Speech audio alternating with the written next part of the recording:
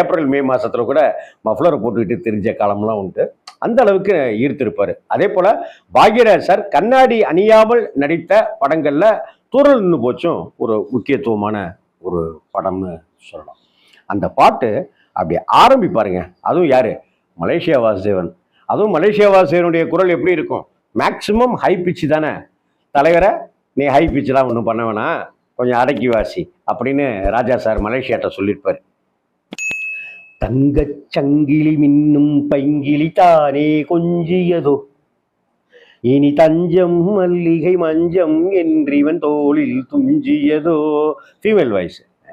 தங்கச் சங்கிலி மின்னும் பைங்கிலி தானே கொஞ்சியதோ. இந்த தாளத்துக்கு தகுந்த வார்த்தைகள் இருக்குல்ல, அதாங்க. தங்கச் சங்கிலி மின்னும் பைங்கிலி தானே கொஞ்சியதோ, இனி தஞ்சம் மல்லிகை மஞ்சம் என்றிவன் தோ